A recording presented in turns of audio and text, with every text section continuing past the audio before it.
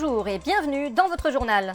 À la une des derniers jours, le maire Rassemblement National de la ville de Liévin a annoncé l'annulation du défilé du 1er mai parce que selon lui, la politique, c'est trop politique. 1er mai toujours, le gouvernement Lecornu a annoncé qu'il autoriserait l'ouverture des boulangeries et des fleuristes ce jour-là, alors même que c'est toujours illégal. Le Premier ministre Sébastien Lecornu a même affirmé « La loi, c'est très surfait ».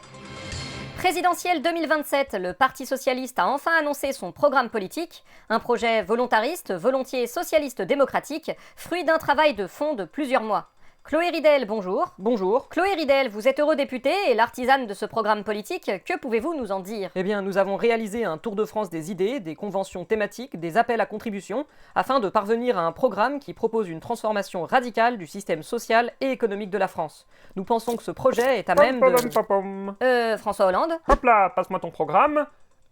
Mais ça va pas ? Vous aviez un très bon truc pour une fois, qu'est-ce que vous foutez ? Bah la même chose qu'en 2012, je prends le programme sympa rédigé par les bonnes poires du PS, je m'en débarrasse et je le remplace par le mien. Ouais, pas sûr que ça marche cette fois. Présidentielle 2027 toujours, Manuel Valls, candidat malheureux à la primaire socialiste de 2017, a annoncé qu'il songeait lui aussi à être candidat. Oui, fort de ma solide expérience municipale et de ministre des Outre-mer, je suis le seul à même de redresser la France et de la conduire vers des lendemains qui chantent. Et bah pourquoi vous dites plus rien ? Non, bah, c'est que...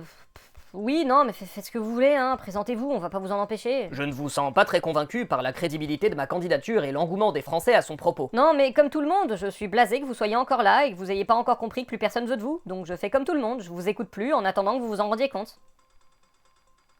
Ah. À Paris, les maires d'arrondissement sont vent debout contre la suppression par le nouvel édile Emmanuel Grégoire de leurs frais de représentation. Rachida Dati, bonjour.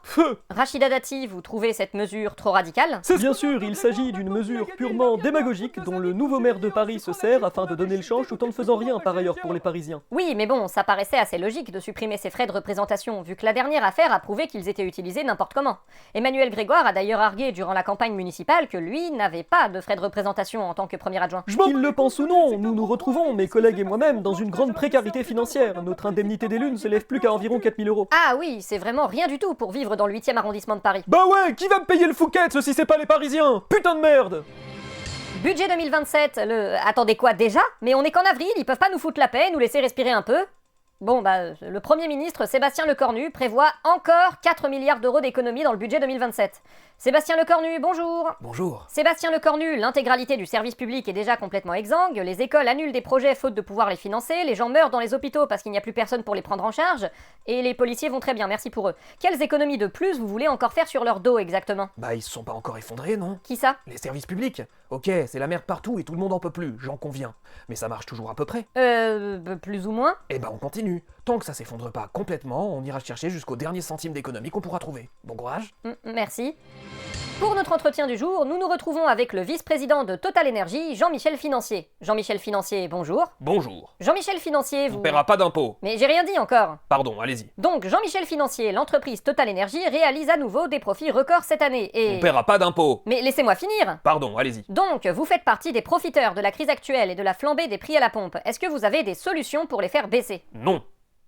Et c'est tout ? Oui. Ah, et du coup, vous ne paierez pas... On ne paiera pas d'impôts, non. De toute façon, j'ai pas besoin de faire semblant. Déjà, on en a objectivement rien à branler, mais en plus, le gouvernement fait bouclier par balle, donc on risque rien. Vous pouvez aller vous faire foutre. Vu comme ça, effectivement... Et puis de toute façon, vous avez bien de la chance que je produise du pétrole. Vous devriez être reconnaissante.